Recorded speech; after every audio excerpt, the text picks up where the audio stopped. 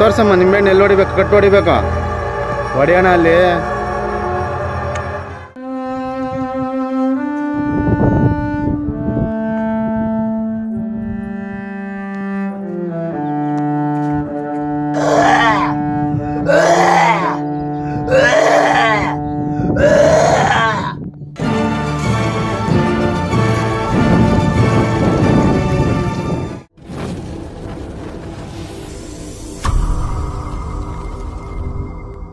ನಮಸ್ಕಾರ ವೀಕ್ಷಕರೇ. ಸೊ ಒಂದು ವಿಚಾರ, ರಾಘವೇಂದ್ರ ಅವರು ಒಂದು ಜಾಗಕ್ಕೆ ವಿಸಿಟ್ ಮಾಡಿದ್ದಾರೆ. ವಿಡಿಯೋಗಳು ನೋಡಿದ್ರೆ ಯಾವುದೋ ಒಂದು ಕಾಡು ಪ್ರದೇಶ, ಸುತ್ತಮುತ್ತ ಯಾವುದೋ ಹಳ್ಳಿಗಳೇ ಇಲ್ಲ ಅನ್ನೋ ಥರ ಕಾಣಿಸುತ್ತೆ. ಬೆಟ್ಟ ಗುಡ್ಡ, ಕಲ್ಲು ಮುಳ್ಳು, ಆ ಥರದ್ದೊಂದು ಏರಿಯಾದಲ್ಲಿ ಅವರು ಸುತ್ತಾಡಿರೋ ವಿಡಿಯೋಗಳು ನೋಡಿದ್ದೀನಿ. ಸೊ ಅದು ಏನು ಸಮಸ್ಯೆ ರಾಘವೇಂದ್ರ ಅವರೇ, ಆ ವಿಚಾರಕ್ಕೆ ಬಂದುಬಿಡಿ, ಡೈರೆಕ್ಟಾಗಿ ನಮ್ಮ ವೀಕ್ಷಕರಿಗೆ ಅದ್ರ ಬಗ್ಗೆ ತಿಳಿಸ್ಬಿಡೋಣ. ಯಾವುದೋ ದೇವಸ್ಥಾನ ಅಂತ ಹೇಳಿದ್ರಿ, ತೊಂದರೆ ಆಗಿತ್ತು, ಅಲ್ಲಿ ನಾವು ವಿಸಿಟ್ ಮಾಡಿದ್ನಿ. ಅವರು ಪೂಜಾರಿ ಅರ್ಚಕರ ಕಡೆಯಿಂದನೇ ಅಲ್ಲಿ ಏನು ತೊಂದರೆ ಆಗಿತ್ತು ಅದನ್ನು ಒಂದು ನಿಂಬೆಹಣ್ಣು ಅವ್ರ ಕೈ ಕೊಟ್ಟು ನಾನು ಅಲ್ಲೆಲ್ಲ ಅವ್ರ ಕೈಯಿಂದನೇ ಅದನ್ನು ಸರಿ ಮಾಡಿಸೋಕ್ಕೆ ಪ್ರಯತ್ನ ಪಟ್ಟಿದ್ದು ಅಂತ ಹೇಳಿ ಆ ವಿಚಾರ. ನಮಸ್ಕಾರ ವೀಕ್ಷಕರಿಗೆ. ಅದು ಅಂದರೆ ಇವರು ಫಸ್ಟ್ ಒಂದು ವಿದ್ಯೆ ಕಲಿಯಬೇಕು ಅಂದ್ಬಿಟ್ಟು ಒಂದು ಗುರುಗಳಾಗ ಹೋಗಿರೋದು ಇವರು ಕಷ್ಟಪಟ್ಟು ದೇವಸ್ಥಾನ ಎಲ್ಲ ಮಾಡಿದ್ದಾರೆ. ಕೆಂಪಮ್ಮ ಅಂತೇಳಿದು ದೇವಿ ಹೆಸರದು. ತಾಯಿ ಇದು ಏನು ಮಾಡಿದ್ದಾರೆ, ಇವರು ಸುಮಾರು ಅವ್ರ ಹತ್ರ ಒಂದು 14 ವರ್ಷ ಕೆಲಸ ಮಾಡಿದ್ದಾರೆ. 14 ವರ್ಷ ಕೆಲಸ ಮಾಡಿ ಕಷ್ಟಪಟ್ಟು ಅವ್ರು ಇದು ಮಾಡಿದ್ದಾರೆ. ಇವ್ರು ಏನು ಮಾಡಿದ್ದಾರೆ, ಆ ದೇವಿ ಇವ್ರಿಗೆಲ್ಲ ಆಹ್ವಾನ ಆಗಿ ಮುಂದೆ ಏನು ಅಂದರೆ ನಾಳೆ ಏನಾಗ್ತೈತೆ, ನಾಳದ್ದು ಏನಾಗ್ತೈತೆ ಅನ್ನೋದು ಮುಂದಿಂದು ಸೂಕ್ಷ್ಮವಾಗಿ ತಿಳಿಸಿರೋದು ಆ ತಾಯಿ.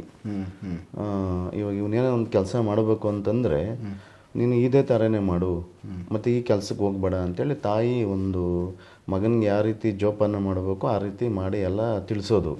ಈ ಗುರುಗಳು ಏನು ಮಾಡಿದ್ದಾರೆ, ಇವನು ನನಗಿಂತನೂ ಮುಂದುವರಿತಾನೆ ಅಂತೇಳ್ಬಿಟ್ಟು ಇದು ಯಾವ ರೀತಿ ಮಾಡಿದ್ದಾರೆ ಅಂತಂದರೆ, ಅದು ವಿಡಿಯೋದಲ್ಲಿ ನಮ್ಮ ವೀಕ್ಷಕರು ತೋರಿಸಿ ಅರಿಂದನವ್ರು. ಇದು ಅವ್ರಿಗೆ ಅಂದರೆ ಬಾಯಿ, ಅಂದರೆ ಅವರು ಬಾಯಿ ಕಟ್ಟಿಬಿಟ್ಟಿದ್ದಾರೆ, ಶ್ವಾಸಕೋಶ ಕಟ್ಟಿದ್ದಾರೆ, ಉಸಿರು ಕಟ್ಟಿದ್ದಾರೆ, ಕೆಲವು ದೃಷ್ಟಿ ಕಟ್ಟಿದ್ದಾರೆ, ಕೆಲವು ಥರ.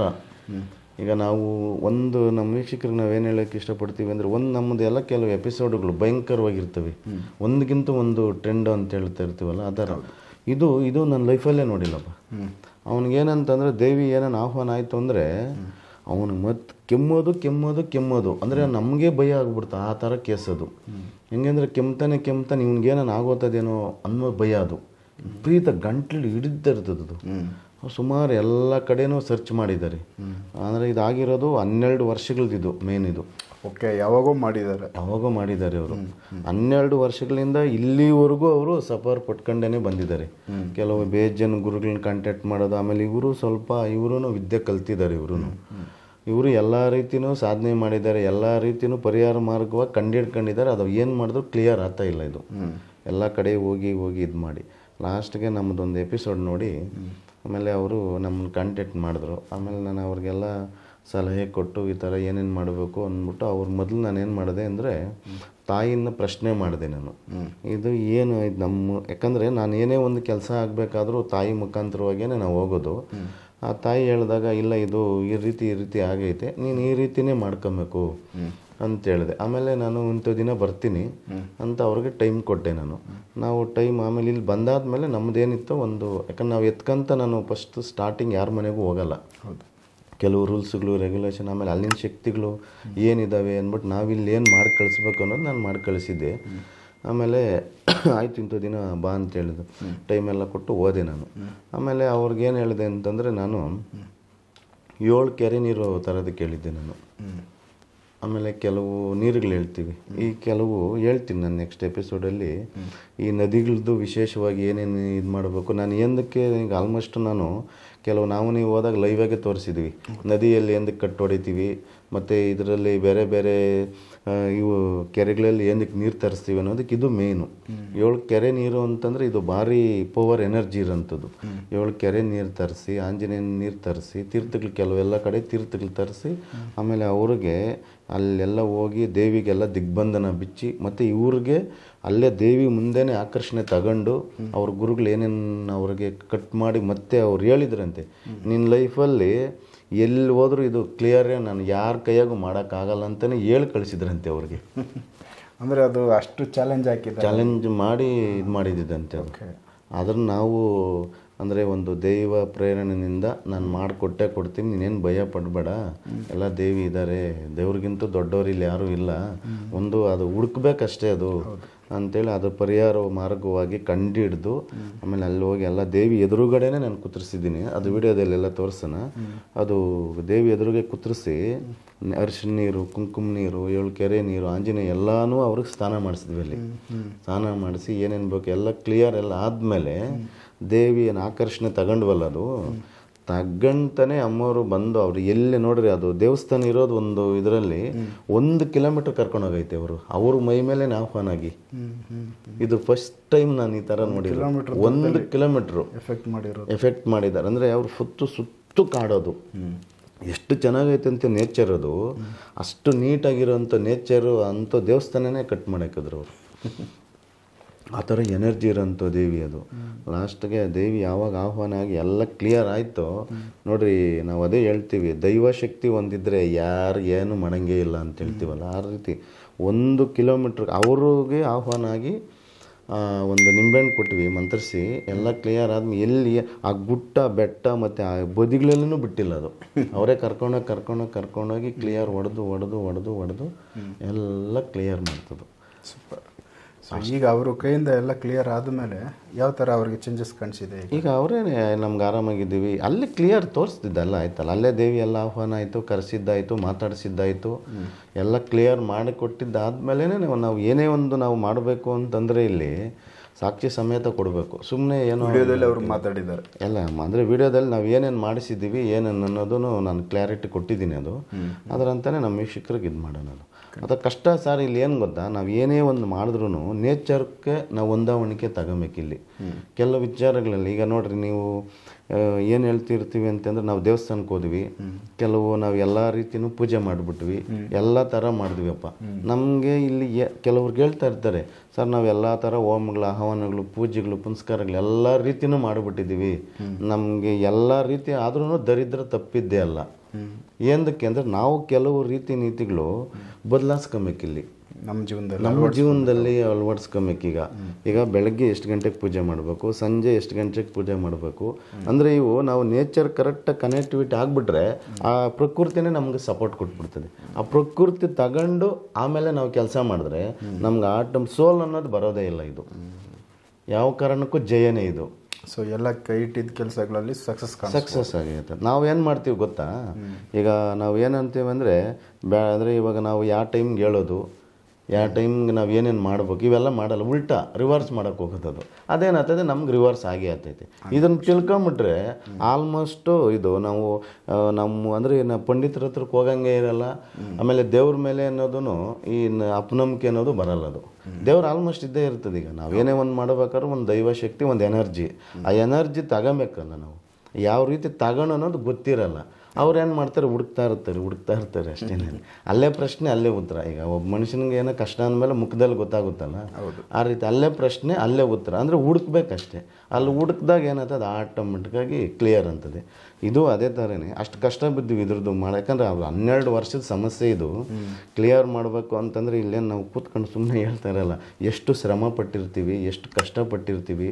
ಅದ್ರದ್ದು ಒಬ್ಬರದು ಒಂದು ದಿಗ್ಬಂಧನ ಹಾಕಿ ಒಂದು ಚೆಕ್ ಬಂದು ಫಿಕ್ಸ್ ಮಾಡಿದ್ನಂದರೆ ಅವರು ಆಲ್ಮೋಸ್ಟ್ ಚಾಲೆಂಜ್ ಮಾಡಿ ಹೇಳಿದ್ರಂತಿದ್ದು, ನೀನು ಎಲ್ಲಿ ಹೋದ್ರೆ ಕ್ಲಿಯರ್ ಮಾಡ್ಕ ನಾನು ನೋಡೋಣ ಅಂತ ಹೇಳಿದ್ರಂತೆ. ಅಂಥದ್ದನ್ನು ಒಂದು ಮಾಡಿಕೊಟ್ಟಿದ್ದೀವಿ ಅಂತಂದಾಗ ನಾವು ಅದರಿಂದ ಎಷ್ಟು ಶ್ರಮ ಪಟ್ಟಿರ್ತೀವಿ, ಎಷ್ಟು ಎಫರ್ಟ್ ಹಾಕಿರ್ತೀವಿ, ಏನೆಲ್ಲ ಸರ್ಕಸ್ ಮಾಡಿ ಹೆಂಗೆಲ್ಲ ಮಾಡಬೇಕು ಅನ್ನೋದು ಯೋಚನೆ ಮಾಡಿ ಅಷ್ಟು ಕಷ್ಟ ಬಿದ್ದು ಮಾಡಿರ್ತೀವಿ ಇವೆಲ್ಲ ಕೆಲಸಗಳು. ಅದೆಲ್ಲ ಕ್ಲಿಯರ್ ಆದಾಗ ಅದು ಅವ್ರಿಗೆ ಅದು ದೈವಶಕ್ತಿ ಏನು ಕಟ್ಟಾಗಿರ್ತದಲ್ಲ, ರೀಓಪನ್ ಆದಾಗ ಈ ಶ್ವಾಸಕೋಶ, ದೃಷ್ಟಿ ಇವೆಲ್ಲ ಮೈಂಡು ಬ್ಲಾಕ್ ಆದಾಗ ದೈವಶಕ್ತಿ ಏನು ಮಾಡೋಂಗಿಲ್ಲ. ಇವೆಲ್ಲ ರೀಓಪನ್ ಆಯ್ತಂದರೆ ಎಲ್ಲೆಲ್ಲಿ ಏನೇನು ಮಾಡಿದ್ದಾರೆ ಅನ್ನೋದು ಆಟೋಮೆಟಿಕ್ಕಾಗಿ ಅದು ಅವ್ರ ಮುಖಾಂತರವಾಗಿ ಗೊತ್ತಾಗ್ಬಿಡ್ತದೆ. ಅವ್ರ ಮುಖಾಂತರವಾಗಿ ಕ್ಲಿಯರೆನ್ಸ್ ಇದು. ಸರ್ ನಮಸ್ಕಾರ. ನಮಸ್ಕಾರ ಸರ್. ಸರ್ ಅಲ್ಲಿ ತೊಂದರೆ ಆಗಿತ್ತು, ಈ ಥರ ಒಂದು ದೇವಸ್ಥಾನಕ್ಕೆ ಯಾರೋ ತೊಂದರೆ ಮಾಡಿದ್ರು ಅಂತ ಹೇಳಿದ್ರು ಸರ್. ಅದು ಎಷ್ಟು ವರ್ಷದಿಂದ ಇತ್ತು ಸರ್ ತೊಂದರೆ? ಸರ್ ನನಗೆ 8 ವರ್ಷ ಆಯ್ತು ಸರ್. ಅಂದರೆ ನೀವು ಬೇರೆ ಎಲ್ಲಾದರೂ ಪರಿಹಾರ ಪಡ್ಕೊಳಕ್ಕೆ ಟ್ರೈ ಮಾಡಿಲ್ವಾ? ಎಲ್ಲಿ ಇಲ್ಲ ಸರ್, ಎಲ್ಲ ಹೋಗಿಲ್ಲ ಸರ್, ಇದೆ ಫಸ್ಟ್ ನಾನು. ಬಟ್ ನಿಮಗೆ ಅದು ಗೊತ್ತಾಗಿತ್ತು ಇದು ತೊಂದರೆ ಆಗೈತೆ ಅಂತ?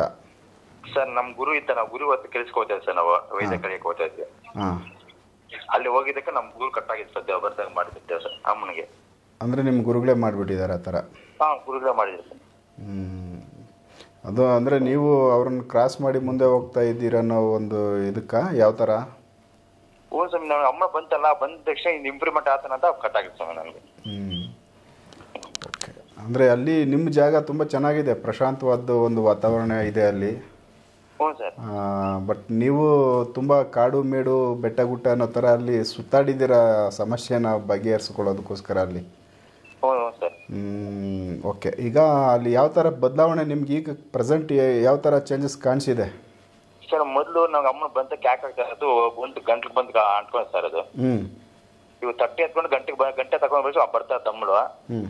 ಇವಾಗ ಏನಂತ ಏನು ಪ್ರಶಾಂತ ಆರಾಮ ಐತೆ ಸರ್. ಓಕೆ. ಈಗ ಯಾರಾದರೂ ಬಂದು ಭಕ್ತರಲ್ಲಿ ಏನಾದರೂ ಹೂವು ಕೇಳಿದ್ರೆ ಕೆಲಸಗಳು ಇತ್ತು ಆಗುತ್ತೋ ಇಲ್ಲೋ? ಇನ್ನು ಏನು ಕೇಳ್ತಾರೆ ಸರ್ ಇನ್ನ? ಹಾಂ. ಯಾರು ಬರ್ತಾರ, ಬರ್ತಾ ಪೂಜೆ ಮಾಡ್ಕೊಂಡು ಹೋಗ್ತಾರೆ. ಓಕೆ. ಬಟ್ ದೇವಸ್ಥಾನದ ವಾತಾವರಣ ಚೆನ್ನಾಗಾಗಿದೆ ಈಗ? ಹ್ಞೂ ಸರ್. ನಿಮಗೆ ರಾಘವೇಂದ್ರ ಅವ್ರ ಬಗ್ಗೆ ಯಾವ ಥರ ಏನು ಅನಿಸುತ್ತೆ?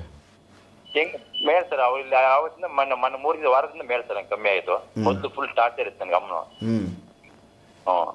ಏನೋ ಒಂದು ಕೆಲಸ ಆಗ್ತಾರೆ, ಹೆಂಗ ಪರವಾಗಿಲ್ಲ ಸರ್. ಹೌದಾ? ಬಟ್ ಈಗ ನಿಮ್ಗೆ ಚಾಲೆಂಜ್ ಮಾಡಿದ್ರಂತೆ, ಎಲ್ಲಾದರೂ ಹೋಗು, ಯಾರ ಕೈಲಾದರೂ ಇದನ್ನು ರೆಡಿ ಮಾಡಿಸ್ಕೊಳ್ಳೋದು ನೋಡೋಣ ಅಂತ. ಅಂದರೆ ಇದು ಯಾರ ಕೈಲೂ ಆಗಲ್ಲ ರೆಡಿ ಮಾಡೋಕ್ಕೆ ಅಂತ ಚಾಲೆಂಜ್ ಮಾಡಿದ್ರು ಅಂತ ಹೇಳಿದ್ರು. ಹೇಳಿ ಯಾರ ಕೈಲಿ ಆಗ್ತಾ ಇಲ್ಲ. ಕೇಳಿದ್ರೆ ಒಂದು 5 ಸತಿ ಕೇಳಿ, ಯಾರು ಕೇಳಿದ್ರೆ ನಮ್ಮ ಕೈಲಿ ಆಗಲ್ಲ ಅಂದರು. ಬೇರೆಯವ್ರನ್ನ ಕೇಳಿದಾಗ ಅವರೆಲ್ಲ ಹಿಂಗೆ ಹೇಳಿದ್ದಾರೆ. ಹ್ಞೂ ಸರ್. ಬಟ್ ಇದು ರಾಘವೇಂದ್ರ ಅವರು ಅಟೆಂಡ್ ಮಾಡಿದ್ಮೇಲೆ ರಾಘವೇಂದ್ರ ಅವರು ಸೊ ಇವ್ರ ಕೈಯಿಂದ ಅಲ್ಲಿ ಸಮಸ್ಯೆ ಕ್ಲಿಯರ್ ಮಾಡಿಕೊಟ್ಟಿದ್ದಾರೆ ರಾಘವೇಂದ್ರ ಅವರು. ಹ್ಞೂ ಸರ್, ಕ್ಲಿಯರ್ ಮಾಡ್ತಾರೆ. ಸೂಪರ್.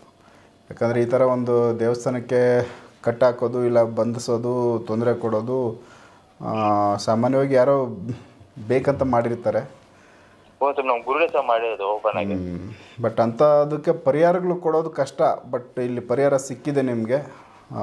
ಪರಿಹಾರ ರಾಘವೇಂದ್ರ ಅವ್ರ ಮುಖಾಂತರ ಆಗಿರೋದು ಒಳ್ಳೆಯದು. ಹಾಗಾಗಿ ಆ ವಿಚಾರ ನಿಮ್ಮ ಜೊತೆ ಮಾತಾಡಬೇಕಿತ್ತು, ಹಾಗಾಗಿ ಫೋನ್ ಹಚ್ಚಿ ಮಾತಾಡಿದ್ವಿ ಸರ್. ಓಕೆ, ಧನ್ಯವಾದಗಳು ಸರ್. ಸೊ ಈ ಥರದ್ದು ಒಂದು ಕೇಸು ನೀವು ಹ್ಯಾಂಡಲ್ ಮಾಡಿದ್ದೀರಾ? ಹೌದು. ಬಟ್ ಇಲ್ಲಿ ನಮಗೆ ನಮ್ಮ ಅಂದರೆ ಟೋಟಲ್ ನಮ್ಮ ಭಾರತದಲ್ಲಿ ದೈವದ್ದು ಆರಾಧನೆ ಜಾಸ್ತಿ ಇರೋದ್ರಿಂದ ದೇವಸ್ಥಾನಗಳು ಸಿಕ್ಕಾಪಟ್ಟೆ ತುಂಬ ಇದ್ದಾವೆ. ಬಟ್ ಎಲ್ಲೋ ಒಂದು ರೀತಿ ಯಾರೋ ಒಬ್ಬರು ಬೇಕಂತಲೇ ಕೆಲವೊಂದು ಸರಿ ಈ ಥರ ತೊಂದರೆಗಳು ಮಾಡಿದ್ರು ಅಂದಾಗ ಅಲ್ಲಿ ಎಫೆಕ್ಟ್ಗಳಾಗ್ತವೆ. ಹಾಗೆ ಆಗುತ್ತೆ. ಆಲ್ಮೋಸ್ಟು ನಮ್ಮ ಜನ ಇಲ್ಲಿ ಏನು ಹೇಳ್ತೀವಿ ಅಂದರೆ, ಆಲ್ಮೋಸ್ಟು ಅವನಿಗೇನೋ ಒಂದು ದೈವಶಕ್ತಿ ಒಂದು ಅನುಗ್ರಹ ಆಯಿತು ಅಂದರೆ, ಈಗ ಏನು ಹೇಳ್ತೀವಿ ಅಂತಂದರೆ ಎಲ್ಲ ಆಲ್ಮೋಸ್ಟು ಒಳ್ಳೆಯದಕ್ಕೆ ಯಾರೂ ಕೈ ಹಾಕಲ್ಲ, ಕೆಟ್ಟದಕ್ಕಂದರೆ ಬೇಜನ್ ಜನ ಕೈ ಹಾಕ್ತಾರೆ. ಆದರೆ ಇವರು ಒಂದು ಏನೋ ಅವ್ರದ್ದೊಂದು ಜಪ ತಪ ಅವ್ರೇನೋ ಕಷ್ಟ ಬಿದ್ದು ಅವ್ರು ಮಾಡ್ತಾ ಇರ್ತಾರೆ, ಅಂಥವ್ರಿಗೆಲ್ಲ ಇವ್ರು ಈ ರೀತಿ ಮಾಡೋದು. ಅದೇನೋ ಹೇಳ್ತಾರೆ, ಕುಡಿಯೋ ನೀರು ಕಲ್ಲು ಹಾಕೋದು ಅಂತೇಳಿ ಆ ರೀತಿ ಜನ ಇದು. ಆಲ್ಮೋಸ್ಟ್ ಇದು ದೇವಸ್ಥಾನಗಳು ಕೆಲವು ದೇವಸ್ಥಾನಗಳು ನೀವು ನೋಡ್ದಂಗೆ ಸುಮಾರು ಈಗ ನಾವು ಎಲ್ಲಿಗೆ ಹೋಗ್ತಿರ್ತೀವಿ ಅಂದರೆ ಹುಬ್ಬಳ್ಳಿ, ಧಾರವಾಡ, ಬೆಳಗಾವಿ, ಈ ಕಡೆ ರಾಯಚೂರು, ಬಿಜಾಪುರ ಈ ಕಡೆ ಎಲ್ಲ ಆಲ್ಮೋಸ್ಟ್ ಹೋಗ್ತಾ ಇರ್ತೀವಲ್ಲ, ಗುಲ್ಬರ್ಗ ಎಲ್ಲನೂ ಅಲ್ಲಿ ನಾವು ಸುಮಾರು ನೋಡ್ತಾ ಇರ್ತೀವಿ. ನೀವು ಮಾತಾಡ್ಕೊತ ಇರ್ತೀವಿ. ಒಳ್ಳೊಳ್ಳೆ ದೇವಸ್ಥಾನ, ಈ ಏನು ಸುಮಾರು ಕೋಟ್ಯಾಂತರ ರೂಪಾಯಿ ದೇವಸ್ಥಾನ ಅವೆಲ್ಲ ಇವತ್ತು ಪಾಳಾದಂಗೆ ಆಗ್ಬಿಟ್ಟಿರ್ತವೆ, ಎಲ್ಲ ಹಾಳು ಬಿದ್ದು. ತೊಂದರೆ ಯಾರಾದರೂ ಮಾಡಿದಾಗ ಇಮ್ಮಿಡಿಯೇಟ್ ಅದನ್ನು ರೆಡಿ ಮಾಡಿಕೊಂಡ್ರೆ ಹೌದು ಮತ್ತೆ ಅದು ಬೆಳೆಯುತ್ತೆ. ಅದು ಆ ಶಕ್ತಿ ಎಲ್ಲೂ ಹೋಗಲ್ಲ. ದೈವದ್ದು ಹಾಗೆ ಪ್ರೊಟೆಕ್ಟ್ ಇರುತ್ತೆ. ಅಲ್ಲಿ ಬಂದವ್ರಿಗೆ ಸಮಸ್ಯೆಗಳು ಬಗೆಹರಿಸ್ಕೊಂತ ಭಕ್ತರಿಗೆ ಒಳ್ಳೇದು ಮಾಡ್ತಾ ಹೋಗುತ್ತೆ. ಹೌದು. ದೇವಸ್ಥಾನ ಏನಾದರೂ ತೊಂದರೆ ಆಗಿ ಆ ಶಕ್ತಿ ಕುಗ್ಗಿದಾಗ ಅಲ್ಲಿ ಬಂದವರಿಗೆ ಪರಿಹಾರಗಳಾಗಲ್ಲ, ಅಲ್ಲಿ ಹೋಗಿ ಬಂದವ್ರಿಗೆ ಏನು ಒಳ್ಳೇದಾಗಲ್ಲ. ಹಾಗಾಗಿ ಜನ ಅಲ್ಲಿ ಹೋಗೋದು ಬಿಟ್ಬಿಡ್ತಾರೆ. ನಾವು ಹೋಗಿದ್ವಿಯಪ್ಪ, ಏನು ನಮಗೆ ಚೇಂಜಸ್ ಕಾಣಿಸಿಲ್ಲ, ಆವಾಗ ಏನಾಗುತ್ತೆ ಅದು ಟೋಟಲಾಗಿ ಸ್ಲೋ ಆಗಿ ಬಿದ್ದೋಗುತ್ತೆ. ಸೊ ಇದೊಂದು ವಿಚಾರ, ನಿಮ್ಮ ಒಂದು ಕಾನ್ಸೆಪ್ಟು, ನೀವು ಹೋಗಿ ಫೀಲ್ಡ್ ವರ್ಕ್ ಮಾಡಿ ಒಂದು ಜಾಗ ಪರಿಹಾರ ಕೊಟ್ಟಿರೋದು, ಅದು ಚಾಲೆಂಜ್ ಹಾಕಿರೋ ಒಂದು ಕೇಸ್ ಅದು. ಅವ್ರ ಗುರುಗಳೇ ಚಾಲೆಂಜ್ ಹಾಕಿದ್ರಂತೆ. ಸೊ ವೀಕ್ಷಕರು ಇದೆಲ್ಲ ಕೇಳಿದ್ರಲ್ಲ ನೀವು, ಯಾಕಂದರೆ ಈ ಥರ ತೊಂದರೆಗಳು ರೆಗ್ಯುಲರಾಗಿ ಎಲ್ಲ ಕಡೆ ನಡೀತಾ ಹೋಗುತ್ತೆ. ಆದಷ್ಟು ಅದನ್ನು ನೀವೇನೇ ಬಗೆಹರಿಸ್ಕೊಳ್ಳೋ ಅಷ್ಟು ಒಂದು ಸಂಪಾದನೆ ಮಾಡ್ಕೋಬೇಕು ಆ ಶಕ್ತಿಗಳನ್ನ. ಸಮಸ್ಯೆಗಳು ಬಂದಾಗ ನಮಗಿಂತ ಬೇರೆಯವರು ಇದ್ದಾರೆ, ಅಲ್ಲೆಲ್ಲೋ ಹೋಗೋಣ ಪರಿಹಾರ ಮಾಡ್ಕೊಳ್ಳೋಣ ಅನ್ನೋದಕ್ಕಿಂತ ನೀವೇ ಆ ಶಕ್ತಿನ ಸಂಪಾದನೆ ಮಾಡಿಕೊಂಡು ನಿಮ್ಮ ಒಂದು ದೇವಸ್ಥಾನನ ನೀವೇ ರಕ್ಷಣೆ ಮಾಡಿಕೊಂಡಾಗ ತುಂಬ ಅದು ಬೆಟರ್ ಇರುತ್ತೆ. ನಿಮ್ಗೆ ಅದು ಸ್ವಲ್ಪ ಏನಾನ ಸಣ್ಣ ಪುಟ್ಟ ಆಗೋ ಫಸ್ಟ್ಗೆ ನೀವು ಅದನ್ನು ರೆಡಿ ಮಾಡ್ಕೊಳ್ಳೋಕೆ ಸಾಧ್ಯ. ಒಂದು ವೇಳೆ ಅದಾಗಿಲ್ಲ, ನಿಮ್ಮ ಕೈಲಿ ಆಗಲ್ಲ ಅಂತ ಕಾಲಕ್ಕೆ ರಾಘವೇಂದ್ರ ಅವರು ಇಲ್ಲ ಅವ್ರ ಥರ ಇನ್ನೂ ನಮ್ಮ ಚಾನಲಲ್ಲಿ ತುಂಬ ಜನ ಇದ್ದಾರೆ, ಯಾರನ್ನಾದರೂ ನೀವು ಸಂಪರ್ಕ ಮಾಡಿದಾಗ ಅವರು ಅದನ್ನು ಪರಿಹಾರ ಮಾಡಿಕೊಡ್ತಾರೆ. ಸೊ ಹಾಗಾಗಿ ಇದೊಂದು ಕೇಸ್ ನಿಮ್ಮ ಮುಂದೆ ಏನಾಯಿತು ಅನ್ನೋ ವಿಚಾರನ ತೋರಿಸಿದ್ದೀವಿ. ನೆಕ್ಸ್ಟ್ ಬೇರೆ ವಿಚಾರಗಳನ್ನ ನಾನು ರಾಘವೇಂದ್ರ ಅವ್ರ ಜೊತೆ ಮಾತಾಡ್ತಾ ಹೋಗ್ತೀನಿ. ನಮಸ್ಕಾರ.